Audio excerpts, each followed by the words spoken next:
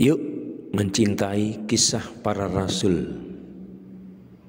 Kisah para rasul adalah sebuah kitab yang mengisahkan perbuatan-perbuatan yang dilakukan oleh para rasul.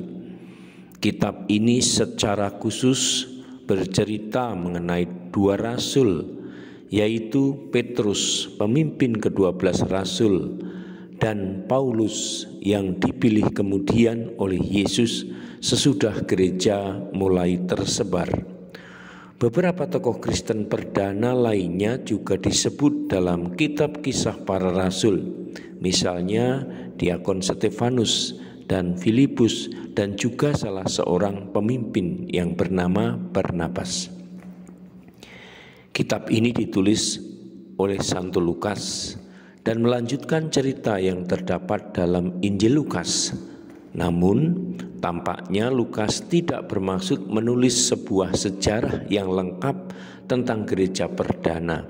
Agaknya ia hendak menceritakan beberapa peristiwa penting dalam perkembangan gereja dan memberikan beberapa penjelasan yang ditemukan dalam khotbah para rasul.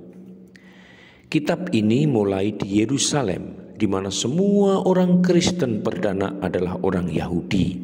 Kemudian di Antiokhia, Syria, komunitas Kristen mempunyai banyak anggota dari bangsa kafir bukan Yahudi.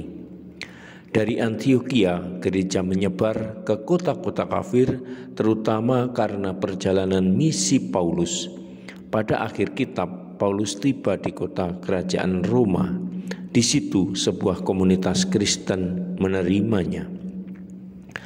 Dengan demikian, kisah para rasul menunjukkan bahwa dalam tahun-tahun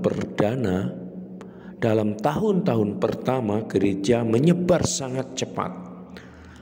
Apakah alasan dari perkembangan yang cepat ini?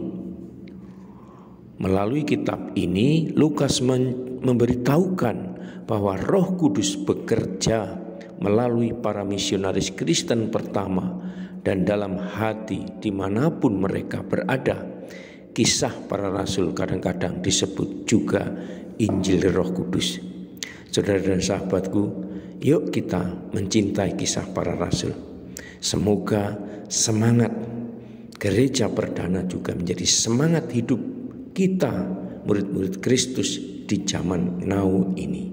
Salam, Tuhan mencintai kita semua dengan hati yang berkobar.